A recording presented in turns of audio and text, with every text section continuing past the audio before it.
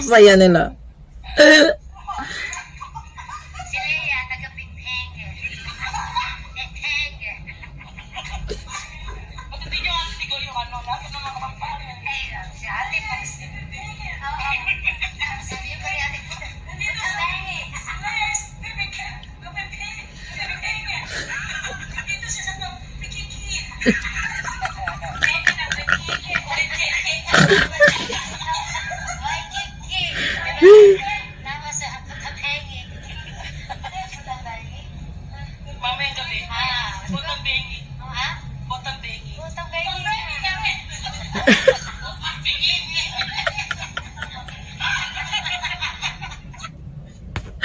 Diyos ko, paano natin talaga kasi makakalimutan tulad ni Mercy talaga, no? Ay, nako. Actually, itong video ay credit to the owner kay Ma'am Leia Liwanag. Yung best friend to ni Idol Mercy. Si Ma'am Leia.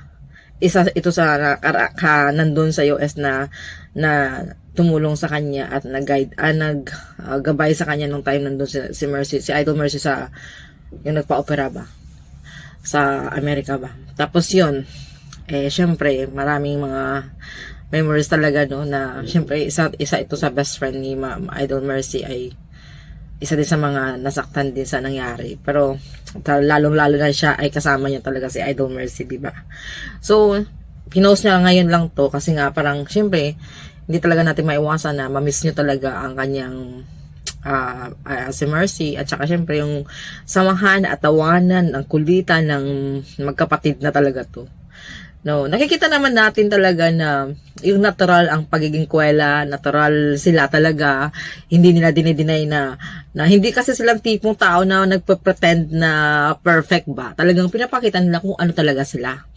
Na walang perfect talaga sa mundo, walang perfect family, walang perfect na magkapatid. So, at least sa kanila, na kahit na ganun, na kaya nila yon i-handle ang bawat isa na pag-uugali, lalong-lalo na talaga yung andun yung respeto nila sa kanilang ate Juliet. At ang ganda naman talaga kasi pagdala ni Juliet sa mga kapatid niya. At isa dun sa mga napanood ko kasi same na yan sila na single mom, diba?